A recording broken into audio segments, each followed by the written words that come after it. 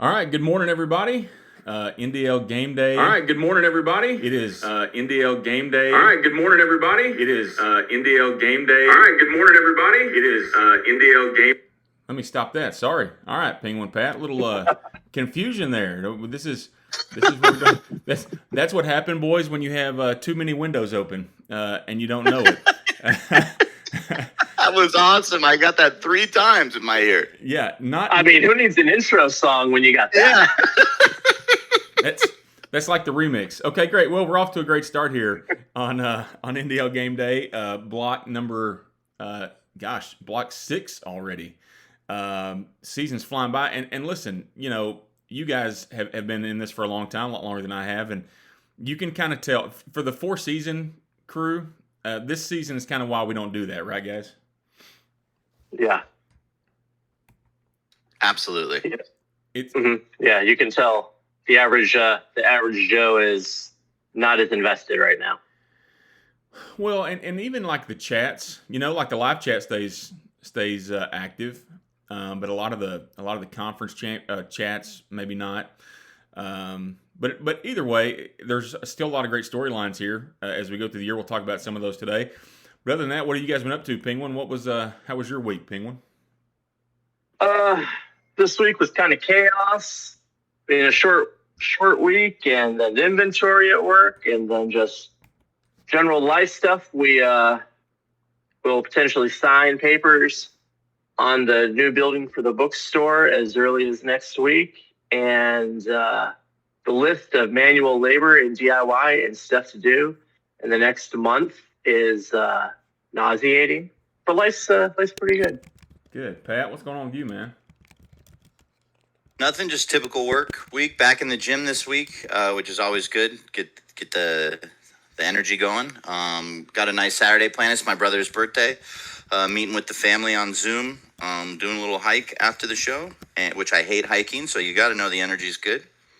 And I saw the live chat last night. Some people saying that the games of the week are a participation trophy, things like that. You guys can kiss my ass. We choose the games because we want a lot of people to get highlighted. If you want to do your own show, feel free. Anybody out there, you can do your own damn show. We like to choose games that are going to be close and competitive, and we like to highlight everyone in the league, and that's what this show is all about. So you guys can sit on it, and that's all I have to say about that. Okay. Well, we're just taking turns being angry. Last week, Penguin came in ready to fight everybody. Pat's feeling it this morning. And listen, here's the truth. Lifted heavy this morning, so I got it going right now because I got a message for Smitty later on in the show. Oh, Smith. I will say I did see some of the live chat discussion about the games of the week, and Smitty continues to talk about, these SEC games. I mean, look, here's the thing. The SEC games right now, they're more important because of the records and who they are in the rankings. Obviously, look at the rankings. We'll talk about them in a minute, and you'll see that. But on the flip side of that, if the Big 12 wants to be in the games of the week, Pat and Penguin, they should probably have better games. Yeah, yep. And, I love that Smitty's bringing up the CFP. He better beat Utah, or he ain't going to make the playoff again. Yeah, it was not a good look against KSU the other night. That was I think multiple times we thought he was down and out. Credit to him because he figured it out, right? But wasn't so sure that was how it was going to go. So anyway, they're there. So talked about what you guys have going on. Obviously, I don't know if you had yesterday off. Yesterday I had to actually get Friday and Monday off as a teacher. It's great. And I text you guys in the group chat. I actually went to Cosm last night. I don't know if you've seen the advertisements for this place. They call it shared reality. It's like, but take like an IMAX and give ESPN access to that, so to speak. Went and watched the 2 women's Final Four games there last night. An awesome experience. Look it up on social media if you haven't. I know a lot of the Dallas guys in here maybe have seen it, but it was a cool experience for that, for sure. So Tim's not with us. He's in Dallas, actually. Him and RB are hanging out today, guys. That'll be a good time. They're going to the Stars game, I believe. Love it. Actually got to meet RB at a Stars game a couple weeks ago. All right, let's jump into the polls, guys. Let's start with the coaches poll. And I'm going to put this up on the screen for everybody as we go through here. You guys may have it as well. Anything stand out to you? Pat, I'll let you go first. Anything stand out to you about the coaches poll this week?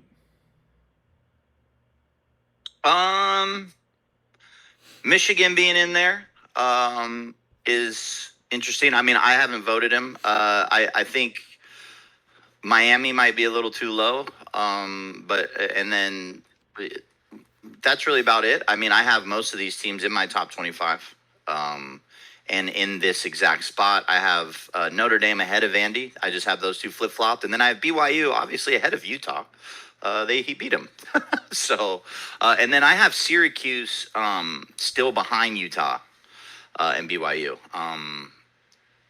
I don't know.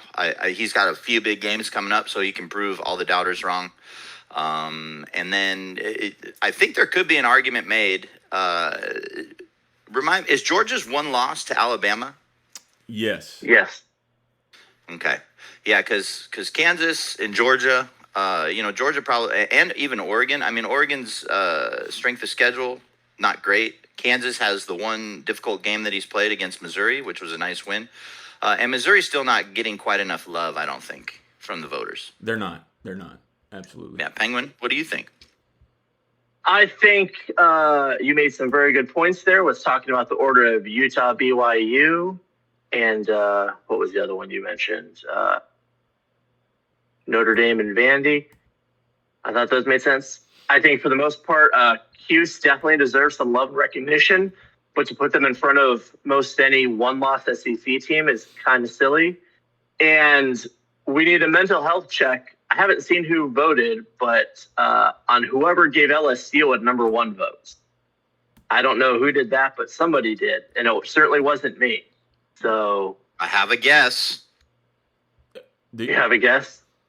I kind of want to pull it up.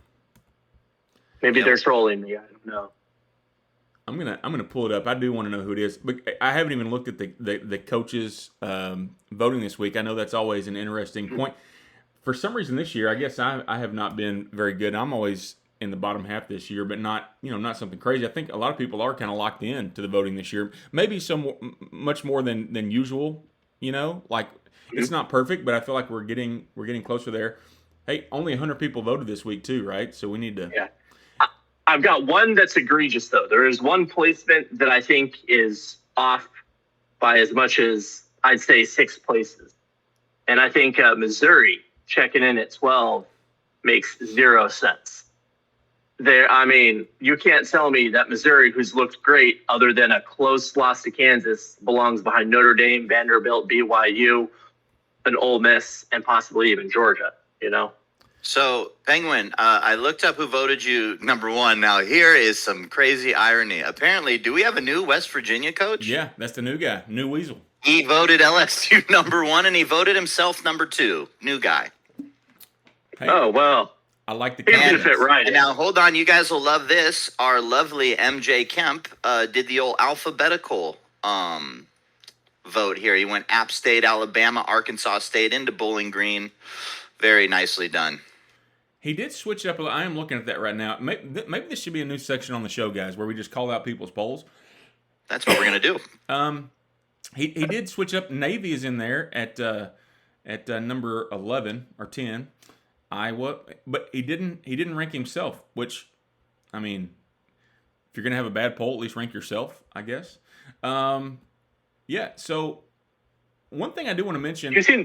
You talk about Missouri. You talk about Missouri Penguin. I actually have Missouri all the way up at 8 above BYU. This Missouri team, I think we're on track here. I think they're getting slept on.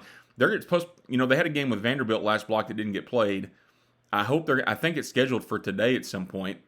And Vanderbilt's ranked 2 spots ahead of him. I just don't think that'll be the case when they play the game. No, I think that game might get ugly, to be honest. Didn't we talk about this the other week? Yeah. We did. Yep. Look, we got one Kansas number 1 vote. Smitty. From Sergeant Zoot. Sergeant Zoot thinks Kansas is number 1. Gary picked Missouri. To be fair, they are undefeated. Yeah.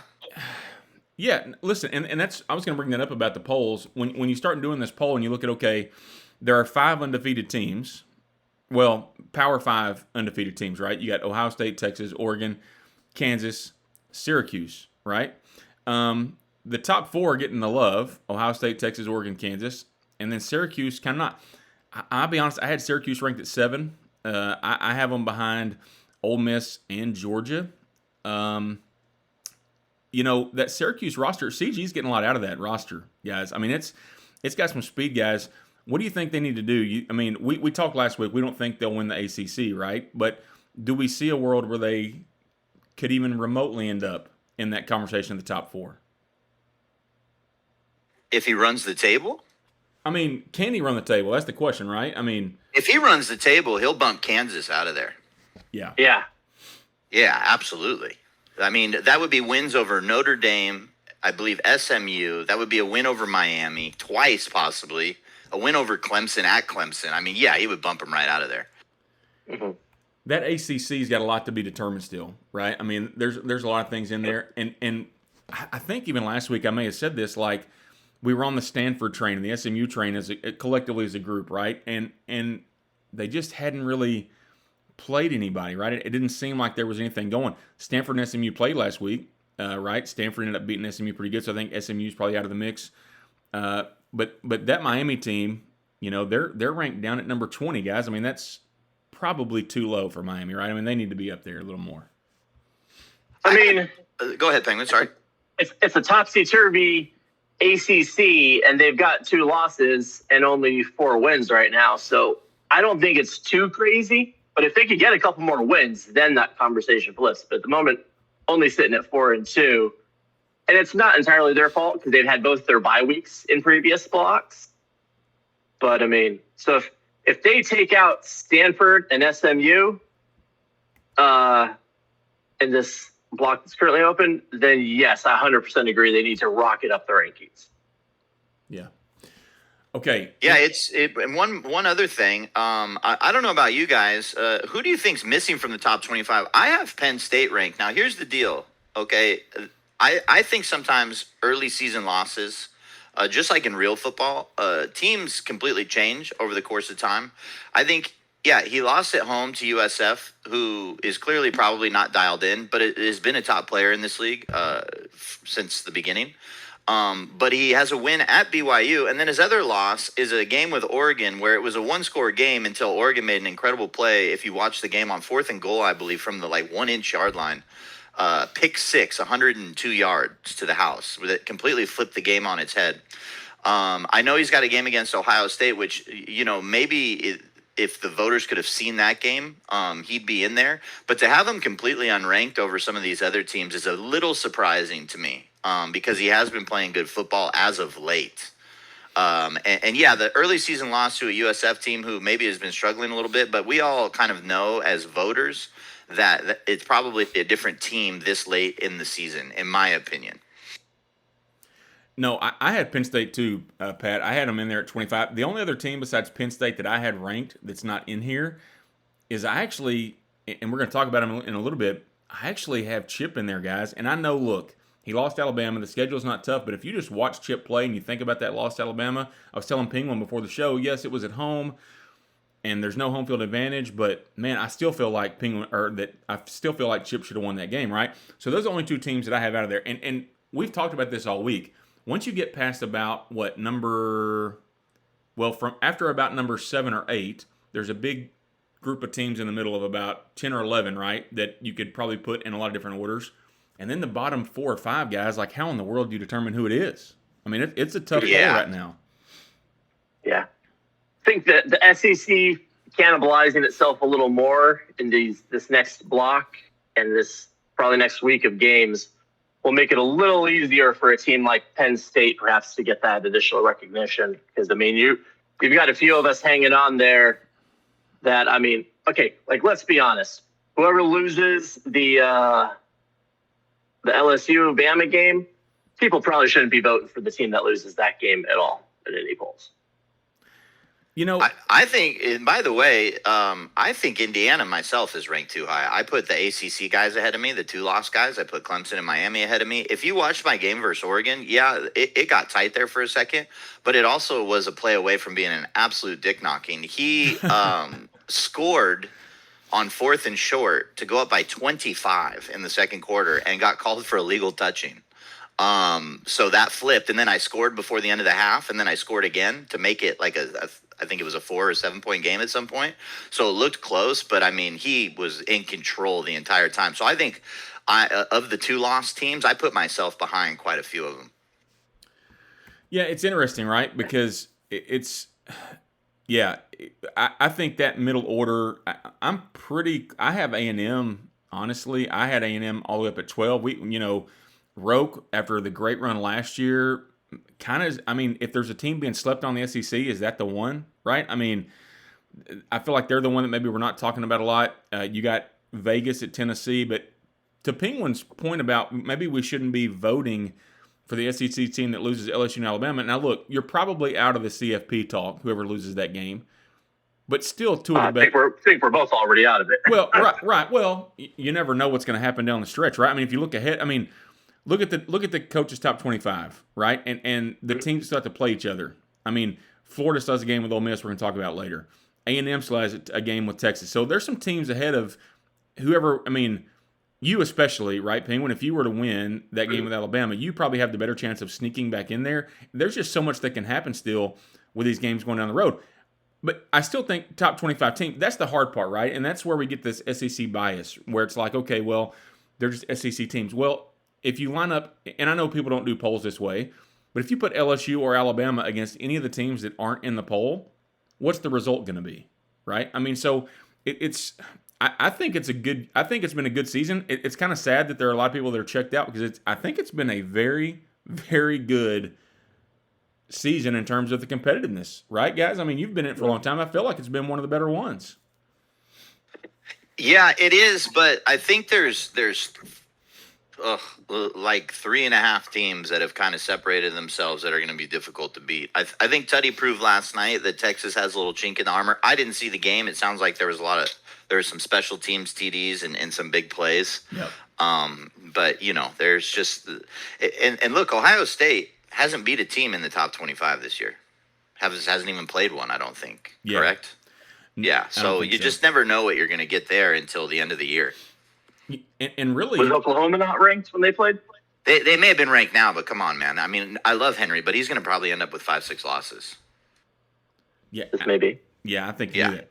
All right.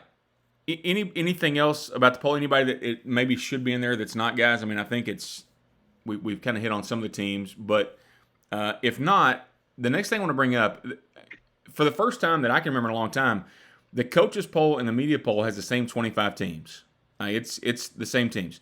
Now, the media poll has something a little bit different, and I'm going to put it up there. And I want you to see if you know what it is, especially looking at the top. Here we go. I'm going to switch this over. This is the media top 25. What do you see that stands out to you, Pat or Penguin, if you're looking at it?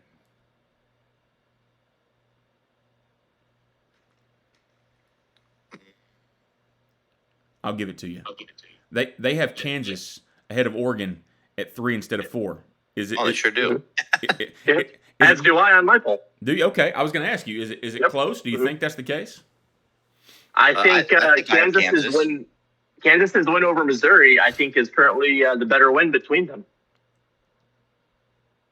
So that's what makes. I mean, if you go off the polls, it is. Oregon has a win over Penn State, who again I think should be ranked, but isn't ranked. And then he has a win over me last block, which I'm ranked 14th in the coaches poll. Again, I think way too high. Whereas Kansas has a win over 11th ranked Missouri. So yeah, I mean, Penguin's spot on. Yeah, I just thought it was interesting, right? I thought, okay, that was the one major change. Now there were some differences, but they weren't major. But the same 25 teams in both polls. I think that's first time I've seen it. I'm not saying it's first time ever, but first time in a while. Okay. Oregon is an interesting animal, you guys, after being in a live game with them. Here's the deal. The guy had 302 yards of offense against the Hoosiers and scored 48 points. And, yeah, I threw a pick six late, but, there's just so many ways the team can score outside of offense and so quickly. I think there was one play in the game where it was 2nd and 8, and my DBs are 9 yards off, and the receivers just run right by you. It's crazy. Yeah.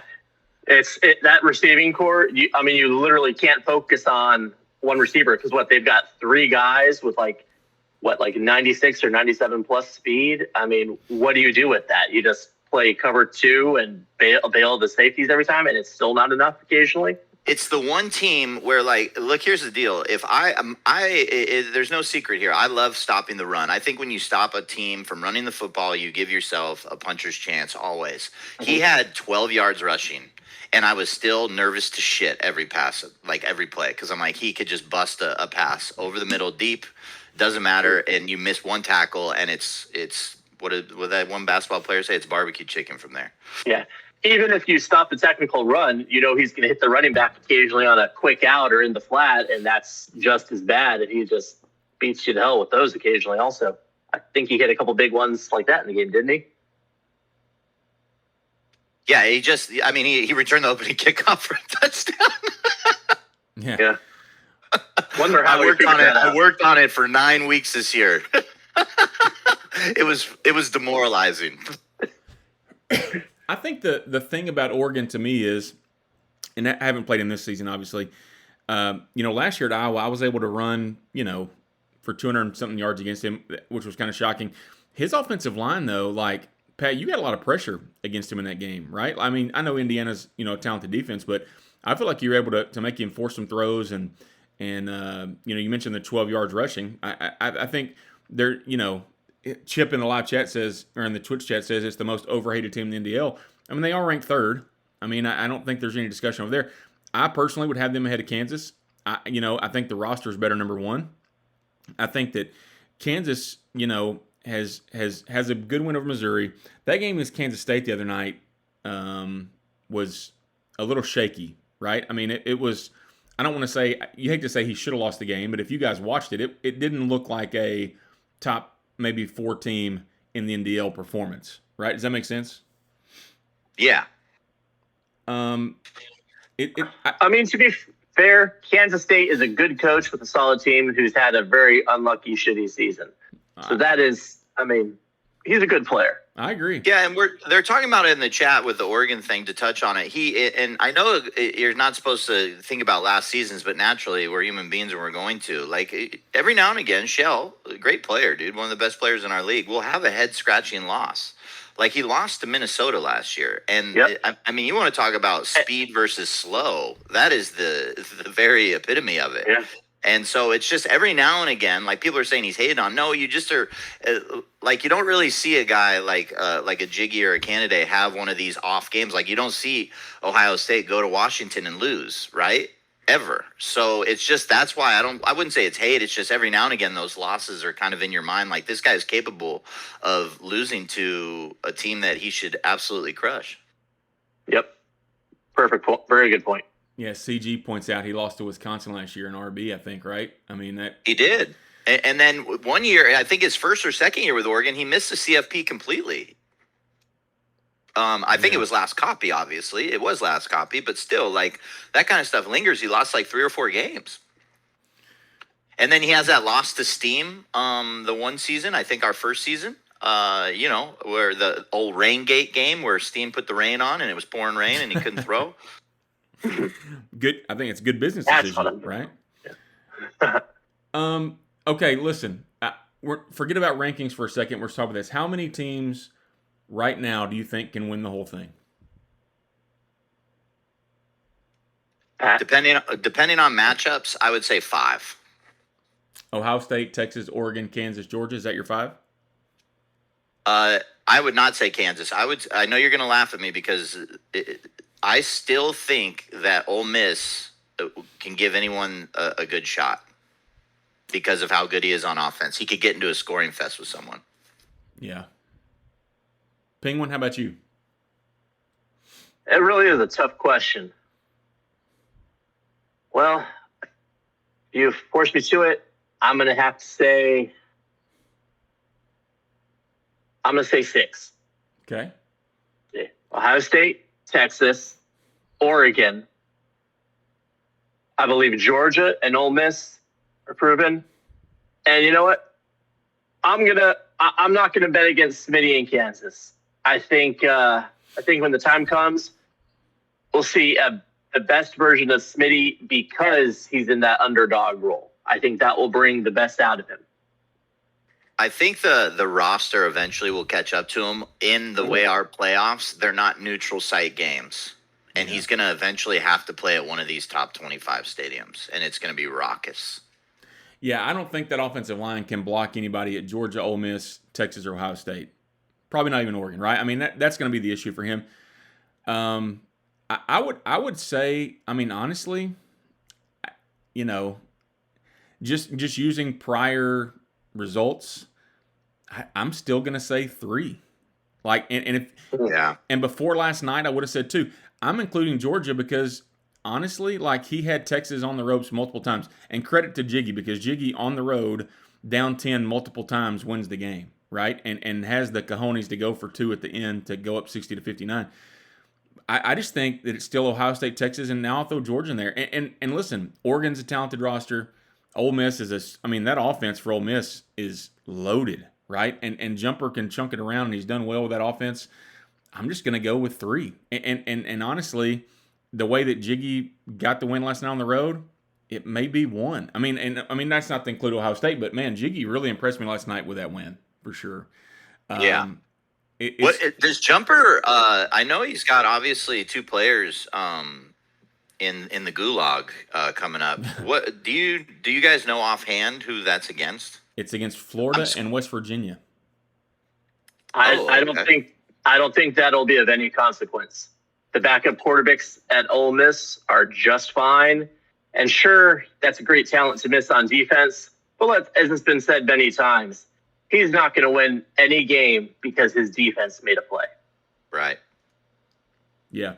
And the backup quarterback at Ole Miss was the starter there, last season. I mean, that's not – we'll talk about it in a minute. He's one of the games of the week we'll talk about, but interesting. Okay. Anything from last week since we met last that stood out to you? I know a lot of things happened. We lost our favorite I don't want to say our favorite New York. I don't know who else is from New York. We lost one of our favorite New Yorkers in Weasel, but anything else that stood out over the last week to you guys? Penguin, you go first. Dude, man, I got to shamefully admit I was not very plugged in this week with the rest of my life, so I can't really tell you much of what happened after Weasel was laid to rest. So I'm going to have to abstain on this one. I got you, Pat. What you got? There weren't a lot of surprising scores, to be quite honest with you. There was, I think Freak upset someone in the NDL Cup, which was cool. He beat Miami. So a winless guy beating a team that we all think might sneak into the playoff is a big surprising score. How about yesterday's game between Oklahoma State and Texas Tech? Holy shit. Yeah. 67-65. If you guys didn't get to see the game, it had everything. It really did. Mort scored on the final play of regulation on this awesome RPO play that I've never seen anyone run.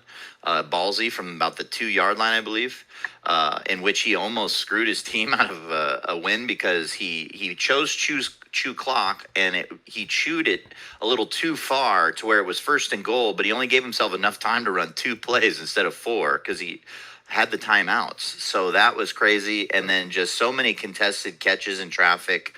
And it came down to a 2-point conversion in which Oklahoma State intercepted it to complete the victory. So that game was a great watch for sure.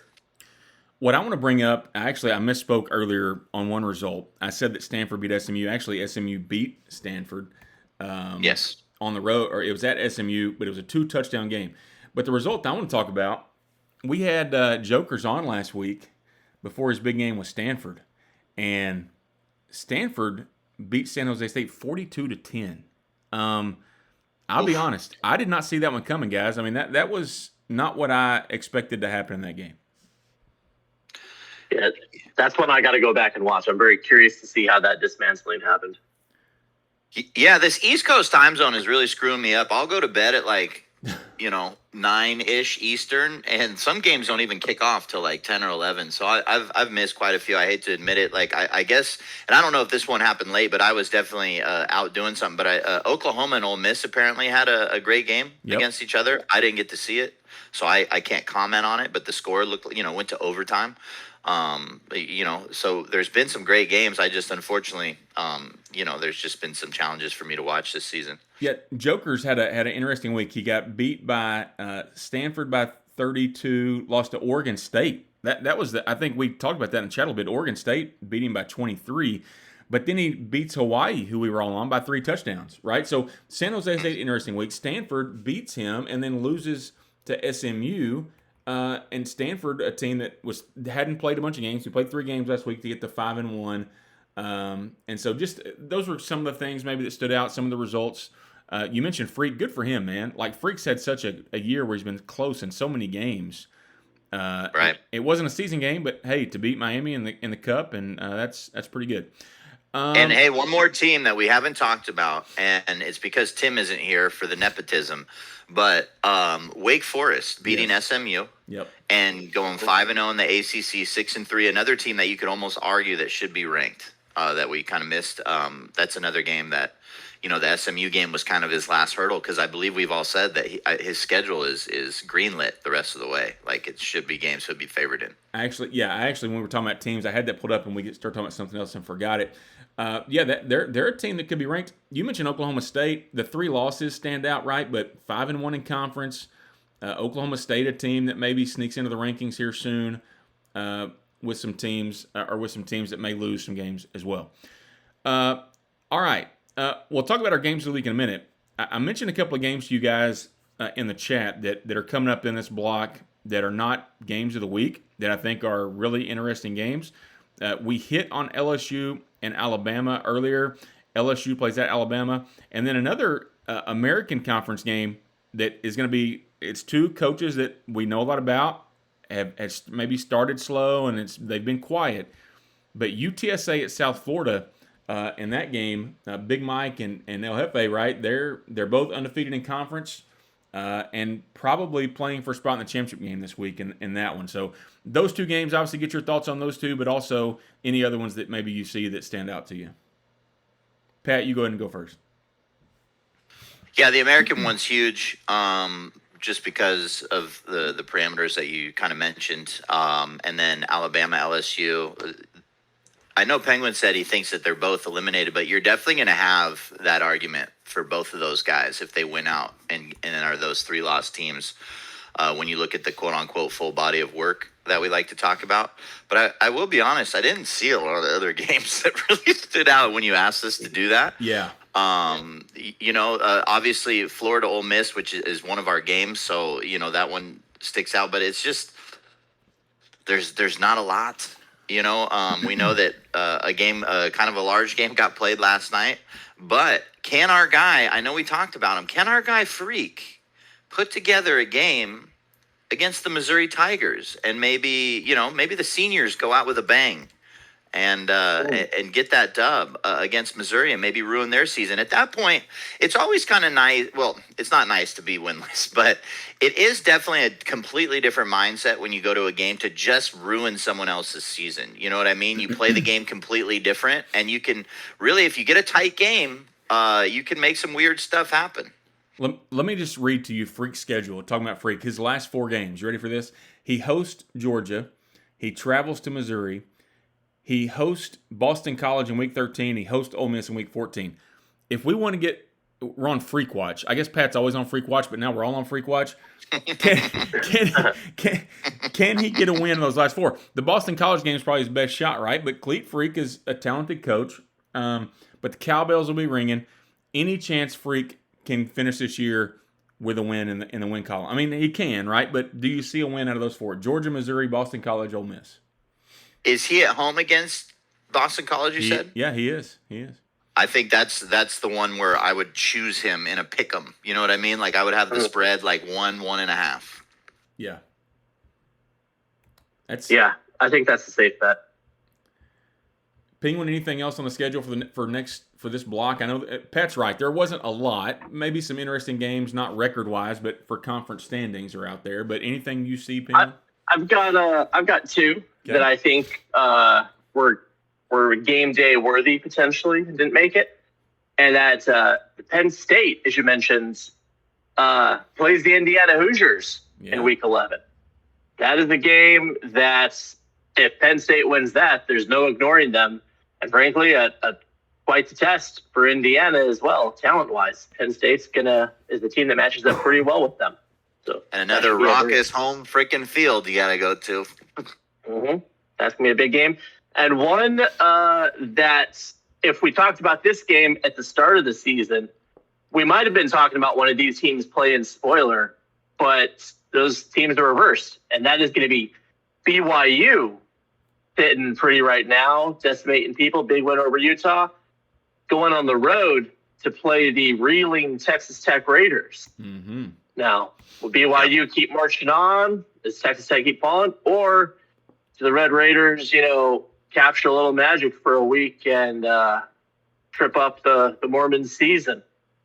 They definitely have the talent to do it, regardless of what Mort says. I know that team's been frustrating for him, but that team can definitely do some stuff in the right situation. One game, I don't want to steal the Outliers' love here, but there is one game that stands out to me in the MAC, and we're talking about games that matter. Chip, the favorite to win the conference probably, but we're going to get to find out who will play Chip. And Northern Illinois, Twista, who came in last year and took over SMU, I think he's a vet that was maybe back in the prior days and came back. Came in last year at the end of the year. I played Northern Illinois. He beat me. He will be traveling to take on Massachusetts and Bananas, right? And Massachusetts played Chip this week.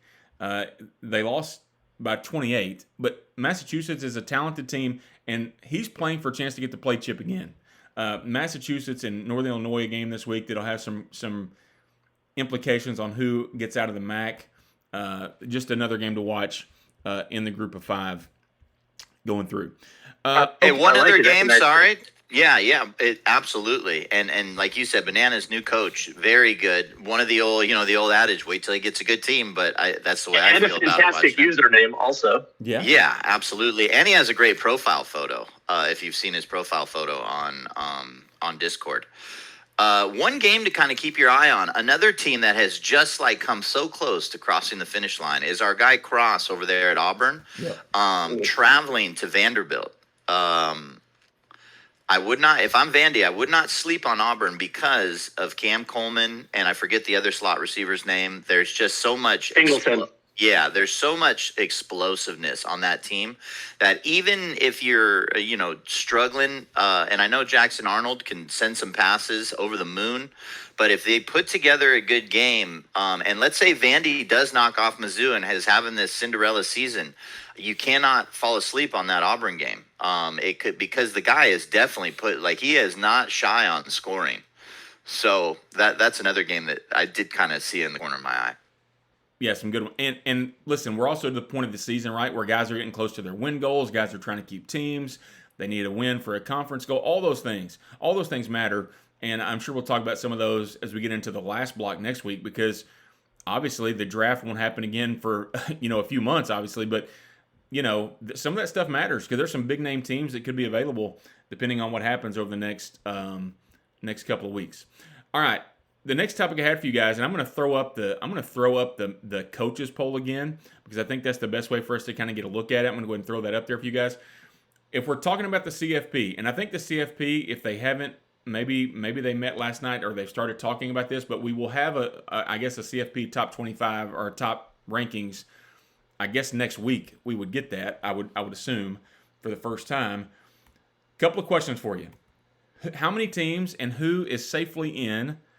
Who do you think's on the bubble, and who of the top teams do we feel like are out? I guess how many of the teams think they're in, but they really don't have a shot based on what's left? Penguin, I'll go with you first. Who's safely in the CFP at this point? How many teams and who? Oh, let's see. 1, 2, 3, 4. I'm going to say just 4 are safely in right now. Yeah. I think Ohio State, Texas, Oregon, and Kansas. Everyone else could definitely, even if they're in good position, could easily trip up and fall out right now. So. Okay. How many do you got safely in, Pat? Me? 6. I have 6 in there. Okay. Obviously the top 4 that Penguins had. I think Georgia's in there. I think the committee will take a look if he ends with 2 losses, because you got to remember he ends the season with Georgia Tech, a non-conference game, which Maros is struggling big time. I think he's like 1-7. I think he's safely in. And especially the way he looked against Texas last night, I'm sure the committee will watch that game and be like, holy shit, like he may have lost to the overall number 1 team by 1 point. So that's the 5th team. And then I think Utah or BYU is safe. If they, because I think one of them will win out, whether it be BYU or Utah. One of them will win out and push themselves in. So I think it's those 6 teams, and really Ole Miss is like 6.5. Yeah. So Tutty's other 2 games left at Mississippi State, at Georgia Tech. He's definitely he's safe. He's the favorite in those 2 games. I would assume he's safe too. I'm with you. One of BYU or Utah is probably safe. I would say that I would say 6 for sure, and not being able to say which one, but one of those 2 teams as well. We've talked a lot about Syracuse. How many losses can they withstand to stay in the race, guys? I mean, is it if they lose 1, they're still in? If is the line 2 and they're out for sure? I mean, or CG may run the table, but what's the number you guys think on his games left? At Miami versus Tulsa, at Notre Dame, Boston College. He's going to be the favorite in the Tulsa game and the Boston College game, we would assume, right? So really it's a matter of if he were to lose to Miami and Notre Dame, he finishes 10-2, is he in or is he out? 10-2, it will depend on how he looks in that ACC championship game. That might be an eye test game, and that would maybe be to steal the 11th seed. That's what it's going to come down to. But 10-2, because it depends on how Notre Dame finishes. That's why. Yeah. If Notre Dame gets in the playoff and Miami gets in, his 2 losses will be to playoff teams. There's some tiebreakers in there that are interesting too, right? Because Wake Forest, who we talked about a minute ago, right now there's 3 teams undefeated in the ACC: Syracuse, Wake Forest, Miami. If Syracuse loses to Miami and Wake Forest wins out, he doesn't even make the ACC title game. Then he's out. If he doesn't make the ACC title game, he's done. Yeah. And then, you still got Pirate and Clemson with 1 loss in the conference, right? Like, there's just a lot in the ACC. So I think Syracuse, to be safe, has to beat Miami, right? I think he can beat Miami, get in the conference championship game, lose to Notre Dame, even finish 11-1, and I think he's probably in, right? I mean, that would be my thought, because Clemson, by the way, their games left: SMU at home, Florida State at home, at Louisville, out South Carolina. Probably the favorite in all 4 of those games, right? Clemson is. So the ACC's kind of there's a lot there. Okay, next question. There's a lot of bubble teams. That's kind of a bad question. I'm not going to ask you that. What team that is in the top 10 to 14 now probably doesn't have a chance to get in, do you think? What team is like, okay, just based on what still has to come, who's thinking they have a chance that probably doesn't? The Gators. I said it last week. They're in big trouble, dude. In the top 14? Well, I mean, if you look at the top 25, I would say the top 15 all have an argument, right? All the way down to A&M. I'm going to say Vanderbilt. Yeah, that's the second choice for sure. Vanderbilt, I think you can't go wrong with the Florida mention, but I think Vanderbilt, because between the 2, having faced them both, I mean, Vandy's had a good season, but I think one of those teams is way stronger than the other in the end. Yeah. And then I don't think 3 Big 12 teams get in. So we talked about it. It's funny, Jeremy, as you and I said, who we think are locks. It'll be. Wait, I want to point out, you both kind of changed.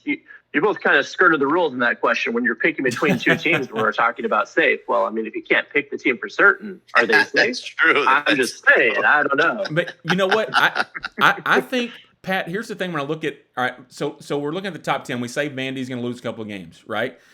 How does Notre Dame finish? How does Florida finish? There's an argument to be made that you could get 3 Big 12 teams in there, right? I mean, because Indiana still has a tough game, right? A&M still has a tough game.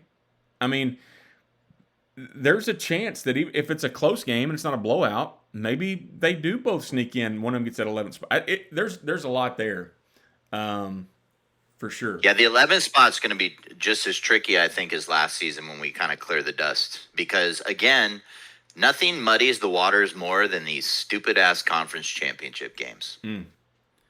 Nothing. I just wish the NCAA would add a Week 13 and everybody plays and ditch a conference championship game. There's no point to them except for money. Here's in the chat, guys. I don't know, you're probably seeing this too. The last two spot conversation will be Notre Dame, BYU, Tennessee, Syracuse. I mean, maybe. I think there's some teams we're not mentioning there still. I mean, let me answer the Syracuse question since you guys didn't let me talk about that one. Oh, sorry, Pink. And sorry. that is, unless they get 35 in their two potential losses, I think Cuse is in at 10-2.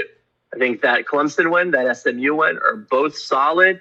So as long as they don't embarrass themselves, I think you're going to have a hard time bumping out a 10-win Syracuse team. Hey, we got people guaranteeing victories in the chat today. You know what? Guaranteeing victories. I see. I love the NDL. RB, Yeah. guaranteeing I will not lose to Syracuse at home. Those are the exact words. Oh boy, someone screen grabbed that. That game just became a lot more important to watch. Oh, I'm sure Jiggy has a screenshot of it. That'll be fun. Yeah. That's nice. Hey, CG, when is the big Syracuse-Miami game? You know, Devin can be tough to schedule sometimes. Guy's the best flag football coach in Tennessee. Flag football. Man, that's interesting. Okay, while we're waiting on that, while he's answering that question, I'll ask you this. Last thing about the CFP. Who's the group of 5 representative? Who do you think it's going to be? Penguin, I'll let you go first. That is actually a tough one because, I mean, on one hand, because there's no shortage of worthy teams this season, regardless of how anyone feels about those teams getting in. Because right now, we got James Madison, and plus, let's be honest, that roster, EA gave them some love. They got some real talent. They can hang. They really can. They've got some big-time playmakers. James Madison, UL Monroe, of course, Chip, and then Jacksonville State are all in the mix. At the moment, even though they make me nervous watching them play, I think the James Madison's Duke's talent will prove a little too much for the rest of the teams on their schedule, and I think they get it. Plus, they've got some solid out-of-conference wins to hang their hat on still. Pat, who's your pick? Group of 5. Winner of JMU ULM if they win out. And then, depending on who the CFP committee takes into consideration with that Massey thing, because Jacksonville State does have such a high ranking in there. But, I mean, JMU, Tim has talked about JMU relentlessly on the show. Definitely has the wins on the resume to warrant if he beats ULM. You know, he's got the win over the Power 5 team. He's got the win over a solid G5 coach. It's just, I think it's too much for anyone to pass him at 13-0 is impressive.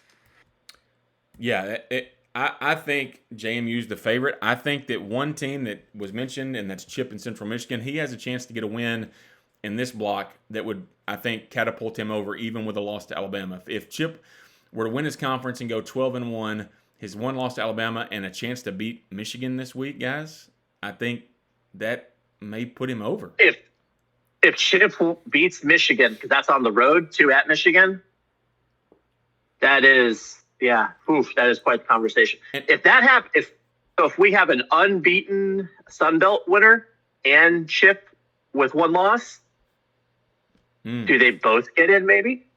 No. It's too absolutely good not. If we do, then I might take a step back from the lead.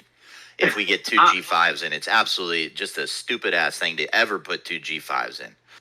Oh wow, I'm liking the idea more and more. Well, we saw it in real life this year. It was a joke. Both of them got smashed.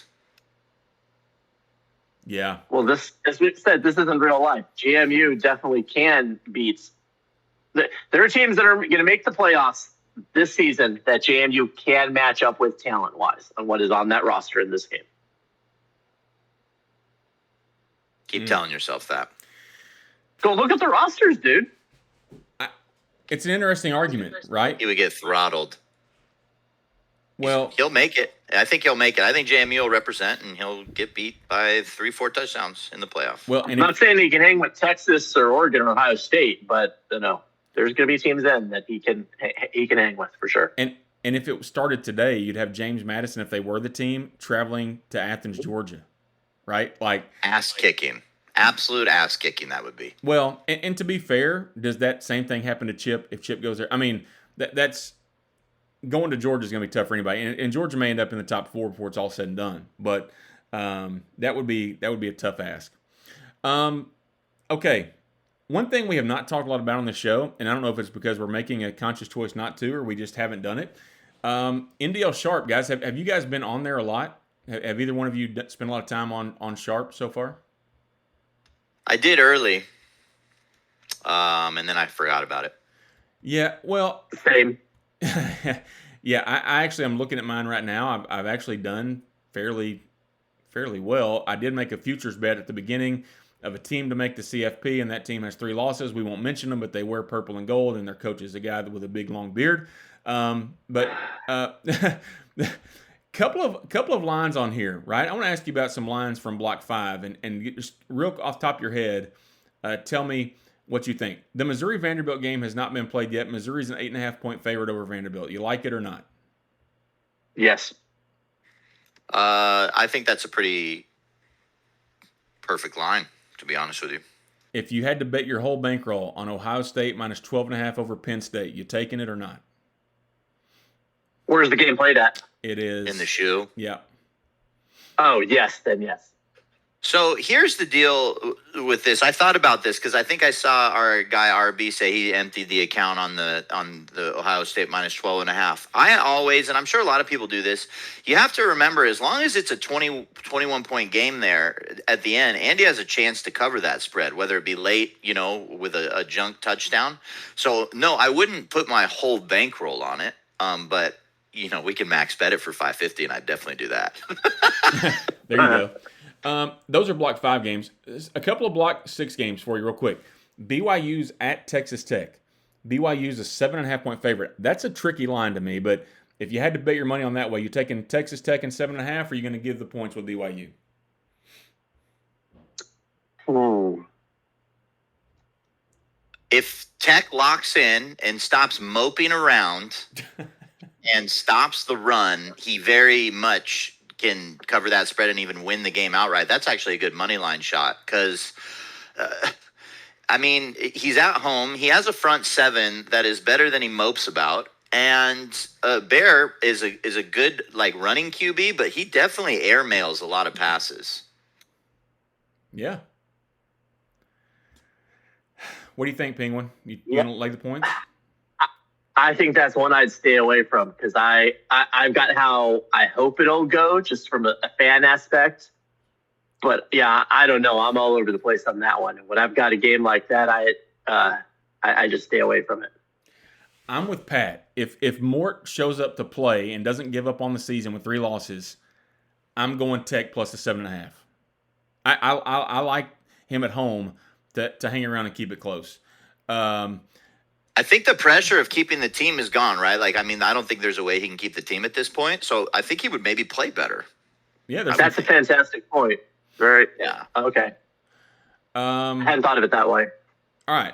Our man Tim is not here, but this is a good line, guys. This is a good line. The Iowa State Cyclones and Big Buckeye traveled up to Pullman to take on Tim and Washington State. Washington State is a 1.5 favorite. What do you think, Pat? I would take Wazoo in this one. It hasn't looked great in some of his games, but then that win over Hawaii, I think he'll be able to stop the run. Big Buckeye likes to run the football and be physical, but I think Tim can really – he throws the ball and gets it out quick enough to where his guys don't get sacked. And I think that's a 3 to 6 point victory for Wazoo at home. If he was playing at ISU, it would be a whole different story. Penguin? That's a tough one. I gotta feel like I like the Cyclones' chances in that one. I feel like even though they haven't had the most successful season, give me the Cyclones, because I think that secondary is up to the task of hanging enough with that explosive. The Cougars will get theirs, but Iowa State's going to make some plays in the air as well to turn them over a few times. So give me the Cyclones. Interesting game. That. I was super high on the Cyclones before the year started. I still think it's a talented user, talented roster. Just on the road, I would probably take Tim minus 1.5. All right, I got two more for you real fast. I don't want to spend the whole show talking about this. Actually, I think I have three. Let's go to the Mountain West. Interesting line here. Hawaii, who we were really high on, right? Just 2 shows ago, talking about how great they've been playing. They're hosting San Diego State and Big Z. And San Diego State on the road is a 1.5 favorite over Hawaii. This is a game to me. I'll go first here. I'm going to take the Rainbow Warriors at home. And I would probably go the money line. It's only plus 105, so it's not great. But I'll take the Warriors at home plus a 1.5 over San Diego State. What do you think, Penguin? I don't disagree with anything you said there. I definitely feel that makes a lot of sense. Regardless of recent events, I think Hawaii remains a very dangerous team, especially at home there. And I like what I've seen from them this season. So I'm going to give him some flowers. Big Z is one of the better players if you play him in our league. I kind of wish sometimes he had a better team, and he did have a really good team when we first came back to the league. He drafted Texas and did not play well. But I've played him I was in an online dynasty with him for a while. He is very tough. And the way Hawaii turned the ball over against Wazoo, I think he's going to turn it over against SDSU. And I actually think this is one of those lines where if you look at it, it seems like Hawaii is the obvious choice. And so I'm going to go the other way type thing and go with SDSU to cover the 1.5. Yeah, if Vegas set this line, they didn't build those casinos because people win. I don't think Andy's building a casino yet. Maybe he is. But, it does seem really obvious, and that does scare me a little bit. But I just think Hawaii, man, they can score points. That San Diego State defense is really talented, right? Just it's a tough scheme. That 33 look is tough for an offense to figure out. But we'll see. All right, I said 2 more. I only have 1 more. This is an interesting line to me, too. We spent a lot of time talking about the Big 12. We talked about Smitty going to Kansas State playing Kansas State the night it was close. Kansas State is a 1.5 favorite at Oklahoma State and D. Nazi. This is another one that looks very obvious to me to take Oklahoma State, and I would take the Cowboys in that one. What do you guys think? Kansas State minus a 1.5 at Oklahoma State. I would unload the account on Oklahoma State. This is an all-in push bet. I think Jags is a great coach. We've talked about it. I think at some point, again, mentally maybe checked out of the NCAA game, whereas D. Nazi seems very locked in. So I would shove all in every last penny I had that Oklahoma State covers. Hey, time out real fast because I'm hearing in the chat, this is the worst sports book in the history of the world because they have a bet up that's already been played. Oklahoma State won that game 45-31. Beautiful. See? So I just won all the money. Yeah, they played early for Easter. We saw Texas Georgia play early last night, all that stuff. So Andy is asleep at the wheel. RB says, "Hey, look, here's the thing. Everybody get on there right now. Empty your accounts." And I'm just kidding. Don't do that to Andy. That'd be terrible. But I'm with you. I would have taken the Cowboys. Just the way that he runs the football. Seeing him last year and that offense, man, he can go for sure. Okay, so a little bit of betting talk today. We haven't done that much. I'm with you, Pat. I love the gambling aspect. Oh, D. Nazi says it was 38-3 at one point. Yikes. Mm-hmm. Couple of games I'm seeing in the chat. Washington State, Iowa State will be Tuesday at 2 p.m. We're hearing that. I saw another one that got posted. Maybe it was gone. Oh, yeah. Cuse and Miami. Wednesday at 9:20 Eastern. Syracuse and Miami, 9:20 Eastern. Awesome. So that'll be a fun game on a Tuesday night. That's my damn bedtime again. They're playing during the basketball national championship game? No, Ouch. that's Monday night. I thought you just said Monday night. No, this year. Wednesday. Sorry, Wednesday. Oh, okay. That's better. Everybody's putting it out. Michigan CMU is going to be Wednesday. Perfect. That'll be fun. Okay, let's move along. Where's the Saturday games at when some of us are just chilling today, watching hoops and having a relaxing day? We got any Saturday games going? Hey, man, I'm trying to get Temple and Army today. I don't know if that's worth watching, but it could happen. It sure is. I'm seeing you solidify yourself as a high draft pick next version. Man, don't say that yet. But no, it's possible. I got that sim win over from the last block. No Charlotte coach, obviously. So that would give me my win goal. So yeah, it'll be nice after getting fired my ass from Iowa City last year. It'll be fun to not be playing or not picking at the end. All right, men. Let's unless you got something else, let's move into our games of the week. And Penguin, you're up first. All right, switch screens here. So, our first game of the week is Houston traveling to take on, and I wrote UFC instead of this UCF. That makes a lot more sense. Plain and sweet. And frankly, this one's kind of easy for me because I think Central Florida has had a very rough season.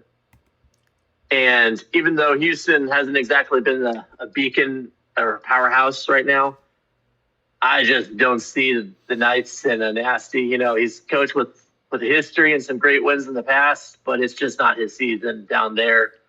And so give me Houston by a couple scores. So I'm going the other way. Nothing motivates a team more than being 0-7. Okay. I think Nasty is going to bring an element of, hey, this is really my opening to get a dub, to start, to get the first dub on the year. I'd like to point out how difficult his schedule is. He's, playing a ton of tough teams. He played at OU, at K-State. He played Smitty, played at Cincinnati, who's having a great year. A couple close losses, and I think this is the one that gets him over the hump. Hey, you know what? He was also, which some people, look, I loved Weasel probably more than most, but UCF has this little secret that nobody knows about. He has the ability to change someone's camera angle. So I think that he's going to change Houston's camera angle to broadcast view and the sideline view. And so give me UCF by a touchdown due to the ability to change his opponent's camera angle. Man, that's interesting. I forgot about that. That's why maybe my pick is wrong. I do want to point out, you mentioned the schedule that he's played. I'm looking at the coaches of the teams he's played, all quality coaches, right? I mean, when you look at running list of MGR, Texanol, Jags, Smitty, UF, who at Cincinnati is a good and it was a close game there. Weasel, who, look, love him or hate him, the dude could coach. I mean, he's a good player, right? And then Jordan at Baylor, and we all know from last season, Baylor has the best home field advantage or 2 years ago. I don't know when it was. Baylor has the best home field advantage in the history of the game, and so that's tough.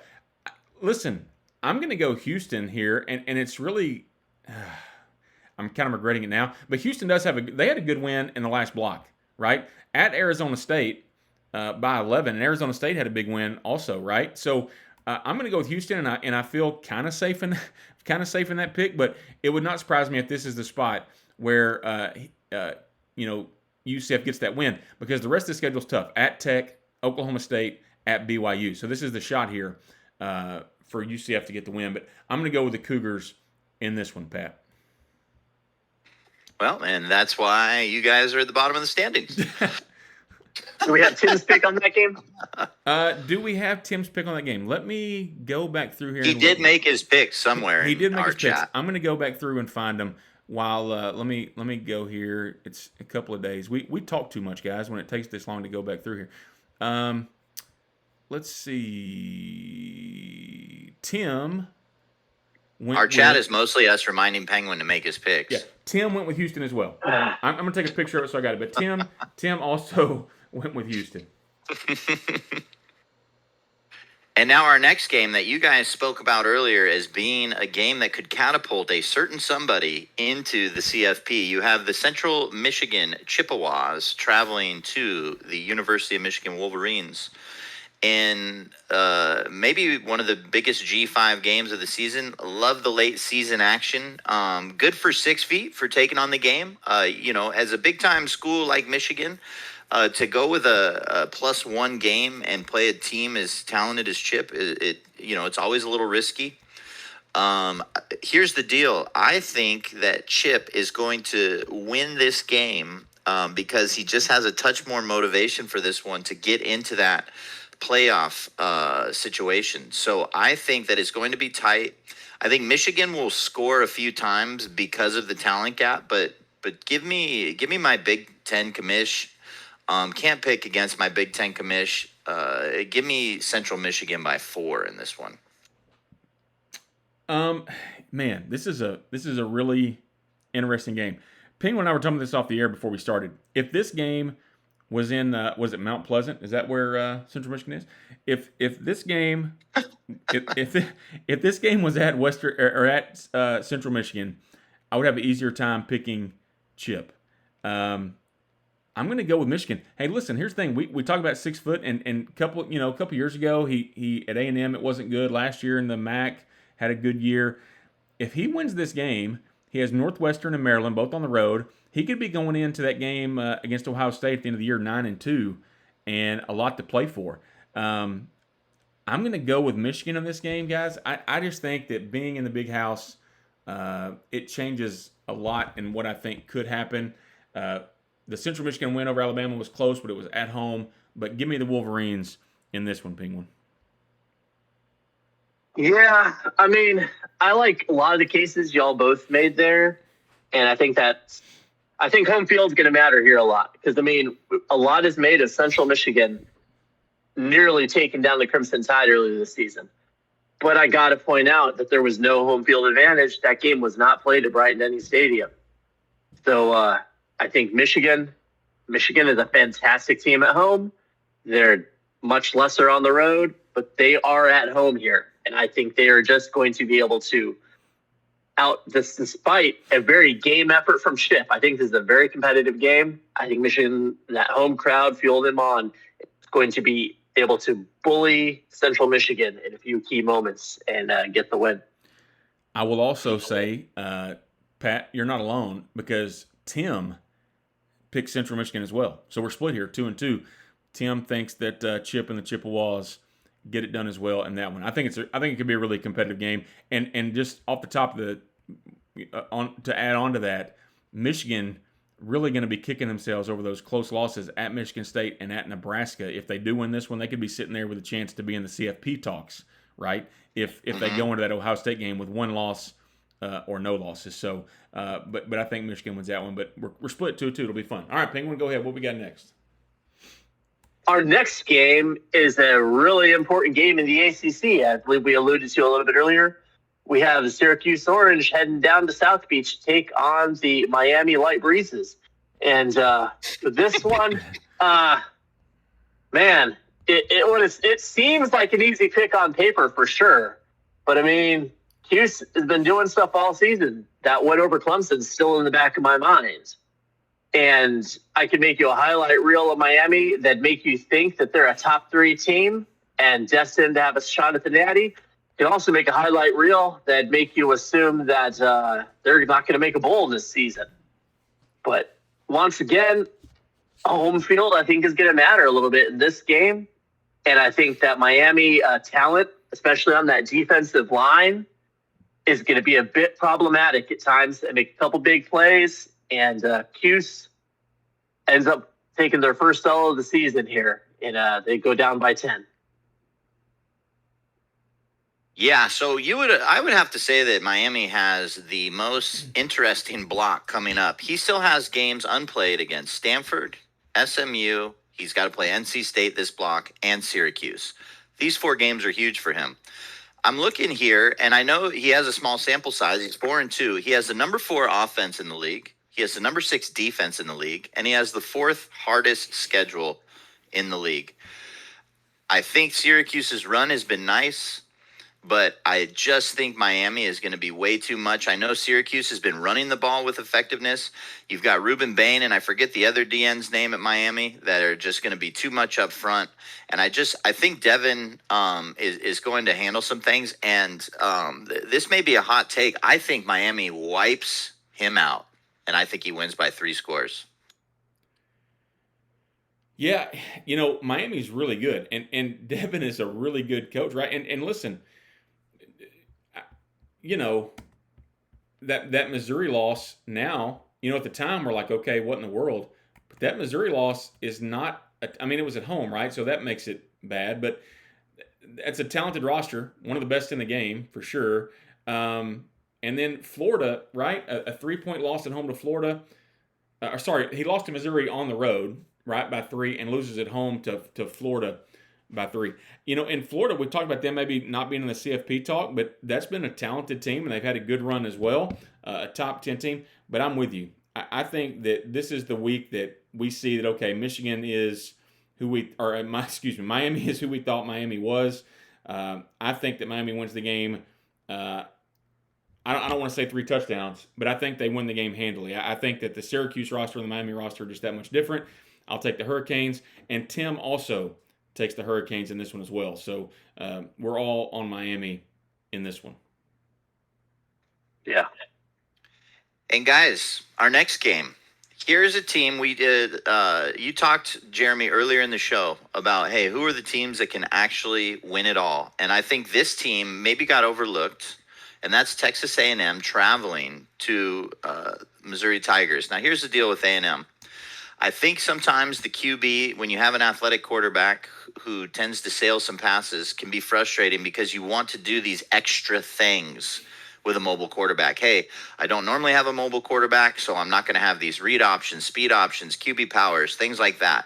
You add those things to your playbook, and I think he will slowly work in what he likes to run with Marcel and what he has done earlier in the year that he can kind of eliminate from his game plan.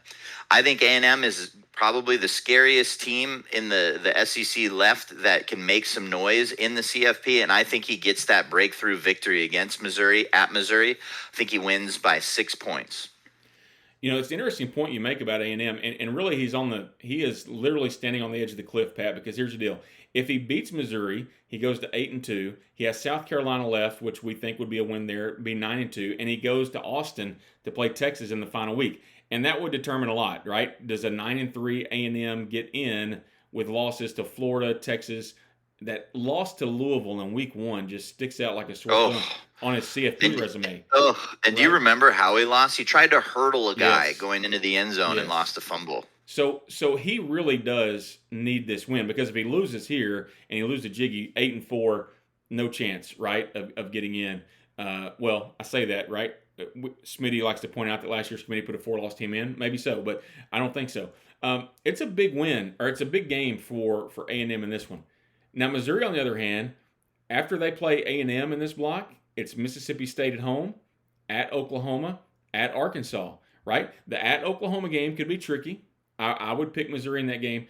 If Missouri wins this one, and they still got the game with Vanderbilt, it would put Missouri at an 11-1 and in the conference championship game for the SEC, right? And then, so now you're talking for him, Missouri and Texas would get to meet up potentially, and does Missouri, have what it takes? He would want to find out, I'm sure, right? Like he would want that contest.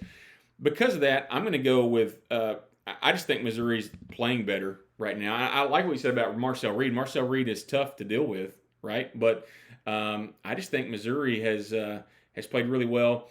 The one game they lost to Kansas has that mobile style quarterback too. So maybe there's something to that, but I'll go the Tigers in this one.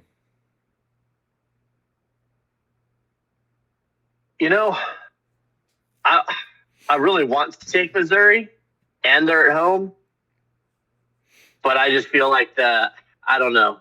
For whatever reason, my gut says it's going to be the Aggies in this one. I think it'll be a great game, and definitely Missouri can win. But yeah, I just think the Aggies are on a mission to recover from those early season issues, and I think they they actually might put it on them in the second half here in this game. Tim, by the way, is with you. Tim takes the Aggies as well, so I'm the only guy out there on Missouri, but which is kind of shocking, right? I mean, we gave Missouri a lot of love to start the show, especially in the rankings, right? They're way up there. But whoever wins this game does catapult themselves probably a little higher, and in the CFP conversation with A&M. Missouri, can they withstand the loss? Could they finish 10-2 and be in the CFP mix with losses to A&M and Kansas? Maybe, we'll see. But 3 of you guys on A&M, I like my chances here. Maybe a chance to steal one. Yeah, it's good to go the other way. The Las Vegas hotels and casinos will show you that. All right, Penguin, you got our next one? Okay, fine. All right. More ACC warfare going on here. We have Wake heading out to take North Carolina in a game that's generally a better basketball game than football game. Now, one thing we know for sure in this game is that there's going to be a lot of points scored. North Carolina, in fact, has looked pretty decent at times this season. They're sitting at 500 right now. But Wake looking really strong at 5-0 in the conference, putting up, I believe, the most points by any ACC team to this point of the season. And even though they've played as many games as anyone, I still believe even if every team had 9 games played, they'd still be leading the way at almost 400 points put up so far. And you know what? I'm on board. I'm buying what that Wake offense is doing and will keep doing. I don't think North Carolina has what it takes to slow down that ball flying all over the yard from the Demon Deacons. So give me Wake Forest and by 2 touchdowns at least. You know, every week I say I'm not sure why we picked a game of the week. I know North Carolina was playing well, but this is a total nepotism family pick here. I don't know why this is a game of the week. I think Wake wins by 1 million. You know, Wake is especially a little bit of recency bias, right? We saw them score 70 against Florida State. They beat SMU. Their losses are to a really good BYU team by 3. They lost to Arizona and Cruising, who maybe hasn't had the best year, but Cruising is a talented player. Lost by 3 there. Lost by 24 to Ole Miss, right? So we've seen that, but he's putting up a lot of points. North Carolina, on the other hand, here's what sticks out to me. When you look at their schedule a little closer, here's what we got. They beat Boise State back in week 3. And Boise State's sitting at 7-2. We know Irock is a talented coach or whatever. They lost to Clemson by 2, 38-36. Losing to Florida by 13, or excuse me, losing to Virginia by 13 scares me. They lost to Syracuse, but they lost to Coastal Carolina back in week 5. Now, North Carolina, we watch them. We think they beat California recently. That's why everybody's kind of on them right now. They beat Tim by 14 at Washington State. But I'm with you guys. I think that this game, and by the way, Penguin, you mentioned if this was a basketball game, I think it'd be a bad basketball game this year because I don't think either one of them were any good. North Carolina, I don't even know if it'd be a good basketball game. But I'm with you. I think the Demon Deacons, and just the way it works out, like this could be a team that sneaks in the ACC title game with the schedule they have left. I'm going to go with Wake Forest. And, of course, Tim, as Pat mentioned, he's definitely going to take Wake Forest. And so we're both on the Demon Deacons. Shocker. Okay, let's see. This is Pat, you got the last one, I think, right? A little update because we had Texas Georgia as the game of the week. I do. And then did we change it to Florida and Ole Miss? We did. Remind me. Sorry, Yep. I was coming in late. We did. Yes. So we have the Florida Gators, and I didn't make a pick, so you're about to find out who I'm taking. There you go. The Florida Gators are traveling to Ole Miss. Ole Miss with some suspensions, but I wasn't aware of this until Penguin let us know that I guess Ole Miss has a pretty good quarterback in the bullpen. So with now knowing that and not the home field advantage that you would want in the swamp. Give me Ole Miss here. Jumper is rolling. I want to point out that in the preseason game day show, I said that Jumper's season would depend on how many interceptions he throws. I believe he's only thrown 1 or 2 this season. And look, he's having great success. As someone who's a high turnover guy myself, sometimes it'll just absolutely kill you.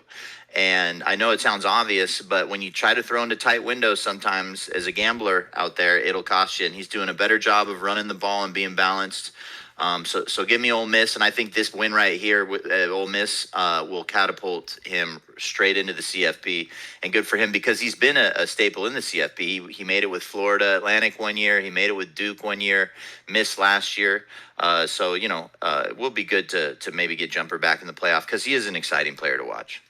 Yeah, I'm not so sure that the quarterback hurts him as much as the linebacker does, right? Losing Perkins. It's an interesting game because Florida has, every time we look up and we count Florida out, they come up with a big win or they have a big game. I'm going to go Ole Miss too, right? I love that roster. I love what the offense does. You mentioned the fact he hasn't turned the ball over. You say you're a turnover machine, man. Sometimes I wake up and just throw an interception as I roll out of bed. But he doesn't do that, right? He hasn't done that this year. I'm going to go Ole Miss in this one as well. I think I think it could be a very good game, and I don't know that it'll be a blowout. It wouldn't surprise me if he won convincingly, but it also wouldn't surprise me if Florida hangs around and somehow gets a win. I think it could go either way, but I'm going to go Ole Miss. Tim, by the way, goes Ole Miss too. So Penguin, you got a chance to make it a sweep if you want to. Yeah, well, that Florida offense can definitely do some things. They're going on the road here versus an offense that's, as I mentioned, even missing the star quarterback is one of the best in the actual league. And I don't know what the over on this game is, but you should probably hammer it. And yeah, so I got Ole Miss is going to outscore Florida. They might give up 50, but that just means they're going to score 70 or 80. So Ole Miss for sure. Yeah, Ole Miss. We talked about them a lot today. They got a chance to really catapult themselves up there into the conversation of one of the top teams. Well, there you go. So there is some games going on, or one game going on right now. Oklahoma and Alabama are playing. This will be of interest to you, Penguin. Oklahoma's actually up 21-14 against Alabama in the third quarter with 2 minutes left, and they're in the red zone trying to punch one in, trying to go up 2 scores. Wow. So, yeah. So we've kind of Oklahoma's a talented team, so they are, and but Alabama, tough place to play, and actually Mateer is running one in for a touchdown right now. So 2 touchdown lead for Oklahoma against Alabama on the road with about 9 minutes left to play in the game. So check that out. Get your game scheduled, guys, on the scheduler, so we know. Pat kind of mentioned this. There's not a lot of games scheduled. Actually, I'm looking today. You got Vanderbilt and Texas scheduled for. It looks like 6 o'clock Central tonight, and then Missouri Vanderbilt scheduled for 7 o'clock Central. I don't know how that's going to happen. Probably Vandy chewing off a lot, breaking off a lot there to do that. Season might be over by 8 o'clock Central. yeah. I guess it could be a short season here for those guys. But do that. I'm trying to think of anything else that I know Tim always wants to mention the convention. If you're trying to get in on that, make sure you're in the chat. Things are starting to heat up there as it gets closer. Man, and I guess the one thing we didn't talk about, and we mentioned Weasel being gone, but I will say I'm glad that we're putting a little bit more emphasis on don't be a douchebag to people, right? I mean, I am. You guys have been in, like I said, a long time, a lot longer than I have. But man, just we need to get back to some of that, right? Just treat people with a little bit of decency, and that would go a long way, don't you think? Yeah, it has definitely been a challenge from time to time. So, and yeah, I'm definitely sad that he's not still here. But you cannot fault the administration for that move. Then it had to be done, unfortunately. Look, as someone who's been in live chat purgatory, you can only go so far, and then you either have to do one of two things. Whether you think you're wrong or you're right about something, at some point, you're going to get a lashing, okay? And he clearly had his and just kept going. And at some point, and I've talked to him after he got kicked out, and he's just taking zero accountability. Yeah. And that's the part that's a bummer. When I got my little little ban. I told a particular admin. I said, hey, I was mostly embarrassed that it happened. Because I had a lot to drink and I was just running my mouth, which can happen. And it was embarrassing. And the guy has zero remorse for what he did, and that's the part that, even though he may be a buddy of mine, like in the chat, dude, like take some fucking accountability. Like you told the main guy in our league to F off 3 times, and whether that's your love language or this I'm from New York thing, like save it. Just like at some point, just pump your brakes. Yeah, I know a lot of guys from New York, and they haven't really ever told me to fuck off, right? I mean, that's just not really the way it's gone. Yeah. And if they did, we probably wouldn't have a conversation anymore. So, I don't know. But, man, we've talked about this a lot. It feels like this season especially. But, yeah, kudos to the administration, I feel like, for handling it. And I'm sure that he feels it. He does feel like it's extreme, right? You've talked to him. I've seen him in other dynasty chats or whatever. But man, you just got to own up to it. And we don't always listen. There's 136 It's people. Not extreme though. Like it's not extreme. You told the freaking commish to F off 3 times. Yeah. No, I'm with you. Right. I mean, there's 136 of us in here. We're not always going to agree on everything, and that's okay. We don't have to. Honestly, it would be quite boring if we all agreed on everything in here. But either way. All right. So big plans. Pat, you mentioned your brother's birthday. You're going to be on a little family group chat here in a little bit. Got any other big plans for the week? No, I am dating a girl who's a pain in my ass, and so probably gonna hang out with her. Okay, Penguin, what you got going on, man? A lot again, I'm sure. Yep, I got to go race against the rain, do some stuff outside, and get some laundry going. And then maybe watch some basketball, and pending how I figure stuff out soon, you might see LSU Alabama this evening. Also, one final update. Missouri Vanderbilt at 4 Eastern now. Big Red told us that game got moved up. So there is a Saturday game for you, Pat, a little earlier, 3 o'clock. Out time. And you'll get one there. Perfect. Well, man, it's been great. We missed Tim today, but hopefully we made it work. I feel like we at least got the information out there to you, and a lot of you watching and interacting today. We appreciate that. And just enjoy your week, and we'll talk to you here next week on Game Day.